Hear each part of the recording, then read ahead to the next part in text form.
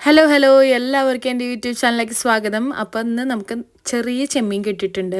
ചെറിയ ചെമ്മീൻ നമ്മൾ കുറച്ച് ഫ്രൈ ചെയ്യാനും പിന്നെ നല്ല തൃശ്ശൂർ സ്റ്റൈല് പാലൊഴിച്ചിട്ടുള്ള മീൻകറിയാണ് വെക്കുന്നത്. അപ്പോൾ അതിൽ ആദ്യം കുറച്ച് ഞാൻ എടുത്തിട്ട് വറക്കാണ്. നമ്മൾ ഓൾറെഡി നല്ല വൃത്തിയായിട്ട് കുറേ നേരം എടുത്തിട്ട് ഇത് വൃത്തിയാക്കാനായിട്ട്, കാരണം ചെറിയ ചെമ്മീനായതുകൊണ്ട്. അപ്പോൾ നമ്മളിതിൻ്റെ തലയും കൂടി ജസ്റ്റ് ഒന്ന് ഫ്രൈ ചെയ്യുന്നുണ്ട്. നമ്മളവിടെ തലയും കൂടി ഫ്രൈ ചെയ്യാറുണ്ട്. അപ്പോൾ തലയാണ് ഞാനിത് വൃത്തിയാക്കിയിട്ട് സെറ്റ് ചെയ്ത് വെച്ചിരിക്കുന്നത്. അതിൻ്റെ മൂക്കിൻ്റെ ഭാഗത്ത് ഒരു വാലൊക്കെ ഉണ്ട്, അതൊക്കെ നമ്മൾ ക്ലീൻ ചെയ്യണം കേട്ടോ തല ഫ്രൈ ചെയ്യുമ്പോൾ. ചിലർക്കത് പറ്റില്ല, ചിലർക്ക് അലർജി ഇഷ്യൂസൊക്കെ ഉണ്ടാവാറുണ്ട്, ശ്വാസം മുട്ട് അങ്ങനെയൊക്കെ വരാറുണ്ട് തല കഴിക്കുമ്പോൾ. അപ്പോൾ എല്ലാവർക്കും സൂട്ടബിൾ അല്ല. ഫ്രൈ ചെയ്തപ്പോൾ നോക്ക് ഒന്നും കൂടി ചെറുതായി, അത് ആദ്യം ഉണ്ടായിരുന്നേക്കാട്ടും വീണ്ടും ചെറുതായി. തല നമ്മൾ ഫ്രൈ ചെയ്യുന്ന സമയത്ത് അതിൻ്റെ ആ തോലോട് കൂടിയിട്ടാണ് ഫ്രൈ ചെയ്യുക. അപ്പോൾ നല്ല രീതിയിൽ ഫ്രൈ ചെയ്താലാണ് നമുക്കത് നല്ല ക്രിസ്പായിട്ട് കിട്ടുള്ളൂ, അല്ലെങ്കിൽ തൊണ്ടയിലൊക്കെ ഇരുന്ന് വേറെ പ്രശ്നങ്ങളുണ്ടാവും. അപ്പോൾ ഞാൻ കുറച്ചേ ഫ്രൈ ചെയ്യുന്നുള്ളൂ, ബാക്കിയുള്ളത് ഞങ്ങൾ കളഞ്ഞു. അപ്പോൾ നമ്മൾ പാലൊഴിച്ചിട്ടുള്ള മീൻകറിക്ക് ആദ്യമായിട്ട് തന്നെ മാങ്ങ വേണം. മാങ്ങ ഇപ്പോൾ നമ്മുടെ വീടിൻ്റെ ഫ്രണ്ടിൽ തന്നെ മാവുള്ളതുകൊണ്ട് നമുക്ക് മാങ്ങ ഈസിയായിട്ട് കിട്ടും.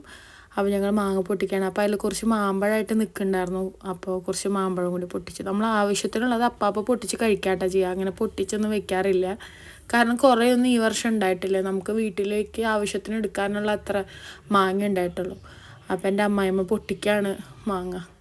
ഞാനാണ് പൊട്ടിക്കാറ്, വീഡിയോ എടുക്കുന്നത് കൊണ്ട് അമ്മായിമ്മേനെ കൊണ്ട് പൊട്ടിപ്പിച്ചു എന്നുള്ളൂ. തൃശ്ശൂർ ഭാഗത്തൊക്കെ കൂടുതലും പാലൊഴിച്ചിട്ടുള്ള മീൻകറികളാട്ടോ വെക്കുക. വറ്റിച്ചത് മുളകിട്ടതൊക്കെ ഭയങ്കര റയറായിട്ടേ വെക്കുകയുള്ളൂ.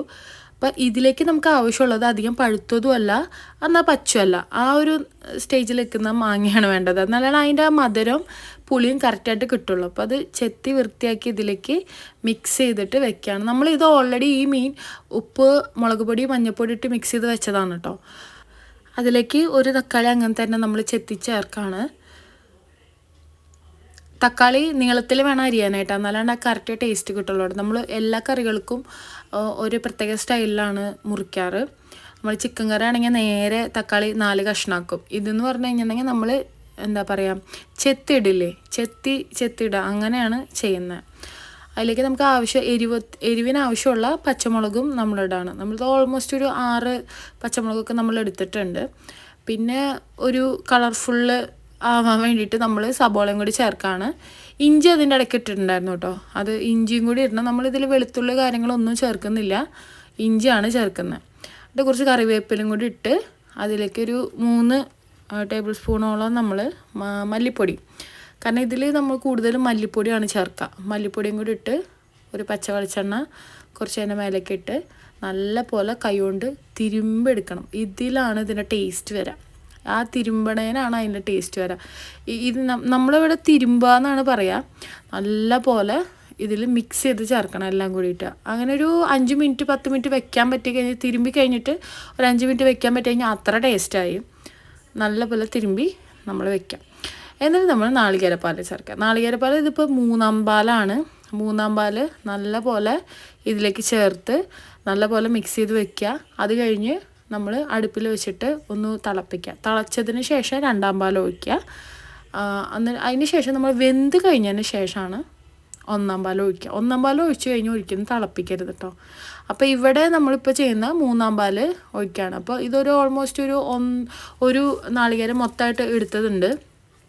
എന്നിട്ട് അതിൽ മിക്സ് ചെയ്ത് നമ്മൾ വെക്കുക. ഇതിലൊക്കെ നല്ല കളർഫുള്ളായിട്ടുണ്ട്, എല്ലാ ടൈപ്പ് കളറും ഉണ്ട് അതിൽ. അപ്പോൾ നമ്മൾ അത് ഗ്യാസുമ്മ വെച്ചു നല്ല പോലെ തിളപ്പിക്കുകയാണ്.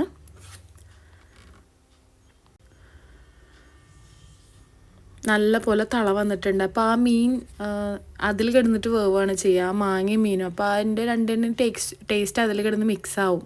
അപ്പോൾ ഈ ഒരു സ്റ്റേജിൽ നമ്മൾ 2-ാം പാൽ ഒഴിച്ചിട്ടുണ്ട്. അപ്പോൾ ആ 2-ാം പാൽ ഒഴിച്ച് അത്യാവശ്യം ഒന്ന് വറ്റി വരുമ്പോൾ ആവശ്യത്തിന് ഉപ്പോ മുളകോ നോക്കിയിട്ട് നമ്മളതിലിടാം. എന്നിട്ട് നമ്മളിതിൽ 1-ാം പാൽ ചേർക്കുക. അപ്പോൾ 1-ാം പാൽ ചേർത്ത് കഴിഞ്ഞാൽ കണ്ട തിളപ്പിച്ച് 1-ാം പാൽ ചേർത്ത് തിളപ്പിച്ച് കഴിഞ്ഞാൽ പിന്നെ അത് പിരിയും. അപ്പോൾ ഒരിക്കലും 1-ാം പാൽ ചേർത്ത് തിളപ്പിക്കരുത്, ജസ്റ്റ് ഒന്ന് ചൂടാക്കി എടുത്താൽ മതി. ഇതിപ്പോൾ റെഡി ആയിട്ടുണ്ട്. ഇനി നമ്മളിതിൽ ഉപ്പും മുളകും കാര്യങ്ങളൊക്കെ നോക്കി ഇല്ലാത്തത് എന്താണെന്ന് വെച്ചിട്ടുണ്ടെങ്കിൽ ഇടുക. എന്നിട്ട് ഇത് താളിക്കാന്ന് പറയും. അപ്പോൾ ഇതിന് ചെറുള്ളിയാണ് എടുത്തേക്കണേ. ചെറുള്ളി നല്ല പോലെ വെളിച്ചെണ്ണയിലിട്ട് മൂപ്പിച്ചിട്ട് അതിലേക്ക് 1 ടേബിൾ സ്പൂണ് നമ്മൾ മുളക് പൊടി ഇടാണ്. അത് ആ കളറിന് വേണ്ടിയിട്ട്, കാരണം ഇത് ആകെ മഞ്ഞ കളറായിട്ടല്ലേ ഇരിക്കണേ. അപ്പോൾ അതുകൊണ്ട് ആ കളറിന് വേണ്ടിയിട്ട് മുളക് പൊടി ഇട്ട് നമ്മളതിലേക്ക് ഒഴിച്ച് കഴിഞ്ഞാൽ നല്ല നാടൻ സ്റ്റൈല് തൃശ്ശൂർ പാലൊഴിച്ചിട്ടുള്ള മീൻകറി റെഡി ആയിട്ടുണ്ട്. ഇതങ്ങനെ ഇളക്കി അത് വൃത്തികേടാക്കരുത്, കാരണം അത് കാണാനുള്ള ഭംഗി പോകും. പിന്നെ ഇത് വെളിച്ചെണ്ണയിലാണ് കേട്ടോ മൂപ്പിക്കേണ്ടത്. നമ്മൾ ഓയിലൊന്നും ഒഴിച്ച് അതിൻ്റെ ടേസ്റ്റ് കളയരുത്. കറക്റ്റ് ആ ടേസ്റ്റ് കിട്ടണമെങ്കിൽ നമുക്ക് വെളിച്ചെണ്ണ തന്നെ യൂസ് ചെയ്യണം. പിന്നെ ചെറുള്ളിയാണ് ഈ താളിച്ചിട്ട് നമ്മൾ ഇട്ടേക്കണം. അതിലേക്ക് നമ്മൾ കറിവേപ്പില കാര്യങ്ങളൊന്നും ഇടില്ല കേട്ടോ, ജസ്റ്റ് ഉള്ളി മാത്രം താളിച്ചിട്ടാണ് ഇടുക. അതിൽ ചില ആൾക്കാർ വീണ്ടും വീണ്ടും കറിവേപ്പിലൊക്കെ കോരിയിടാം, അങ്ങനെ ഒന്നും ഇടണ്ട, അത് ടേസ്റ്റ് പോകുള്ളൂ. കാരണം നമ്മൾ ഓൾറെഡി കറിവേപ്പില അതിൽ ഇട്ടിട്ടുണ്ട്. അങ്ങനെ നമ്മുടെ തൃശ്ശൂർ സ്റ്റൈല് പാലൊഴിച്ചിട്ടുള്ള മീൻകറി റെഡി ആയിട്ടുണ്ട്. അപ്പോൾ എല്ലാവരും ഇതൊന്ന് ട്രൈ ചെയ്ത് നോക്കുക. അടുത്ത വീഡിയോയിൽ കാണാം. ടാറ്റാ.